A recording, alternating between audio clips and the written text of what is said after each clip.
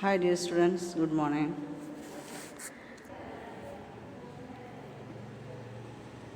Directed graph or digraph. A graph is said to be digraph if each edges has a direction.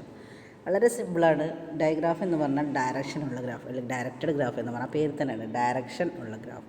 അതായത് ഓരോ എഡ്ജിനും കറക്റ്റായിട്ട് ഒരു direction ഉണ്ടായിരിക്കും. അതായത് ഏത് വെർട്ടസിൽ നിന്ന് ഏത് വെർട്ടസിലോട്ടാണ് പോകുന്നത് എന്നുള്ള ഒരു ഡയറക്ഷൻ ഉണ്ട്. അതിൻ്റെ ആ വേ ഓഫ് പാത്ത്, ഒരു പാത്ത് ഉണ്ടായിരിക്കും കറക്റ്റായിട്ട് ഏത് വഴിയാണ് പോകുന്നത്. മറ്റത് നമ്മൾ ഇതുവരെ പറഞ്ഞിട്ടുള്ള ഗ്രാഫുകളൊന്നും പറയുമ്പോൾ ഡയറക്ഷൻ പറഞ്ഞിട്ടുണ്ടാവില്ല, ജസ്റ്റ് വെർട്ടിക്സും അതിനെ കൂട്ടി യോജിപ്പിച്ചുകൊണ്ട് അടിച്ചു.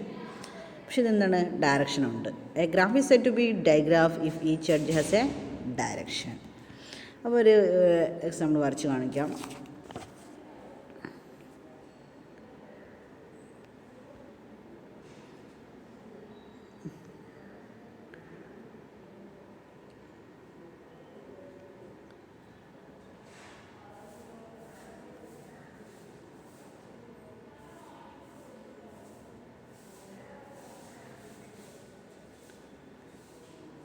V1, V2, V3, V4, V5, V6, V7. ഒരു വെട്ടസാണുണ്ട്, അതിൽ 7 വെട്ടസ് ഉണ്ട്. ഡയറക്ഷൻ നമുക്ക് പറയുമ്പോൾ ഡയറക്ഷൻ കാണിക്കാൻ ഇങ്ങനെ വരയ്ക്കണം. അതായത് ഒരു ആരോ മാർക്ക് കൂടി വരച്ചാൽ മാത്രമേ ഡയറക്ഷൻ കംപ്ലീറ്റ് ആവുള്ളൂ.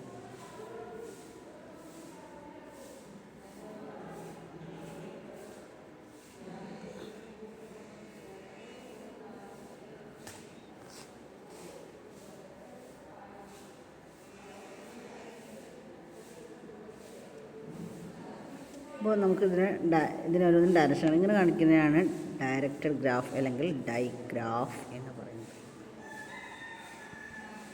അപ്പോൾ ഇപ്പോൾ ഒരു എക്സാമ്പിൾ പറയുകയാണെങ്കിൽ ഇപ്പോൾ V1 V2 അത് V2 V1 എന്ന് പറയുന്നത് രണ്ടാണല്ലേ ഡയറക്ഷൻ. അപ്പോൾ അതൊന്ന് ഡയറക്റ്റഡ് ഗ്രാഫ് വഴി നമുക്ക് മനസ്സിലാക്കാൻ കഴിയും. അത് ഡയറക്റ്റഡ് ഗ്രാഫ് എന്ന് പറയുന്നത് ഡൈഗ്രാഫ് എന്ന് പറയുന്നത്. അതേസമയം എന്താണ് നോൺ ഡയറക്റ്റഡ് ഗ്രാഫ്? ഡയഗ്രാഫ് മനസ്സിലായവർക്ക് നോൺ ഡയറക്റ്റഡ് ഗ്രാഫ് അറിയാം. എന്താണ്, നമ്മളിതുവരെ പഠിച്ച ഗ്രാഫ് ഡയറക്ഷനൊന്നും ഉണ്ടായിരിക്കില്ല, സെയിം ആയിരിക്കും. അതായത് V1 V2 എന്ന് പറയുന്നത് V2 V1 എന്ന് പറയുന്നത് ഈക്വൽ ആയിരിക്കും. മറ്റു കേസിൽ ഡയറക്റ്റഡ് ഗ്രാഫിൽ V1 V2 എന്ന് പറയുന്നത് V2 V1 എന്ന് പറഞ്ഞാൽ ഈക്വൽ ആയിരിക്കില്ല. Graph contain edges but the edges are not directed ആയിരിക്കില്ല. ഒരു എക്സാമ്പിൾ വേണമെങ്കിൽ പറയാം, വരച്ച് കാണിക്കുകയാണെങ്കിൽ